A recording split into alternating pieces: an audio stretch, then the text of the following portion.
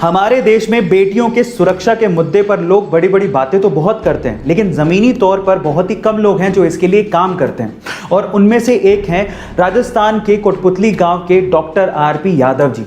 Doctor RP Yadav ji को जब पता लगा कि उनके गांव की बेटियों के पास कॉलेज जाने के लिए कोई पब्लिक ट्रांसपोर्टेशन नहीं है और जब वो पैदल ही निकल पड़ती हैं तो उन्हें रास्ते में छेड़छाड़ का सामना करना पड़ता है, तो डॉक्टर साहब ने ये देखकर अपनी जिंदगी भर की जमा पूंजी अपने पीएफ अकाउंट से निकाली।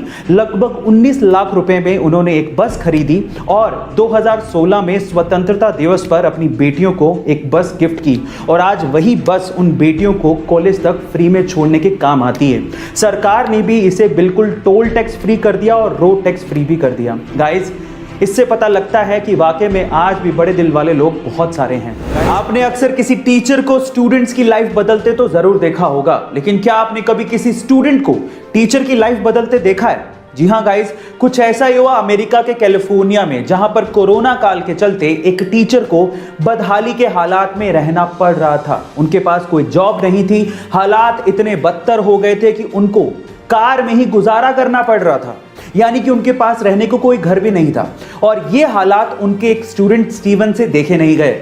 फिर उस स्टूडेंट ने एक्चुअली फंड रेज किया अपने टीचर के लिए, और जब टीचर का जन्मदिन आया तो लगभग $27,000 यानी कि 20 लाख रुपए का चेक एज अ ग्रेटिट्यूड अपने टीचर को गिफ्ट किया। गाइस, शादियों में बेवजह बेफिजूल का खर्चा किया जाता है और वो भी दिखावे के लिए, और इस दिखावे की शुरुआत होती है वेडिंग कार्ड से। लोग बेवजह महंगे महंगे और बड़े बड़े वेडिंग कार्ड छपवाते हैं, लेकिन उसका इस्तेमाल क्या है? आमंत्रण के बाद उसे रद्दी में फेंक दिया जाता है। लेकिन भोपाल का एक परिवार ऐसा है जिन्होंने अपने यहाँ की शादी के लिए इस बेफिजूल के खर्चे को किया ही नहीं। उन्होंने कोई भी वेडिंग कार्ड छपवाया ही नहीं। बजाय इसके उन्होंने 400 गमलों में पौधे लगवाए और पौधे भेजकर मेहमानों को आमंत्रित किया। गाइस, कितना अच्छा तरीका है पर्यावरण को बचाने का भी और शादी में लोगों को इनवाइट करने का भी।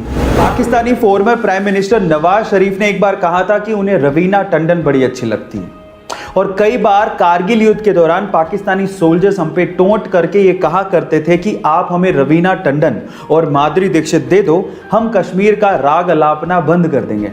तो इस बात का जवाब भारतीय सेना कैसे न देती। उन्होंने पाकिस्तान की तरफ एक मिसाइल छोड़ी जिस पे लिखा था love from Raveena Tandon to Nawaz Sharif. और गाइस, विजय दिवस पर हाल ही में ये फोटो इंटरनेट पे बहुत वायरल हो गई थी।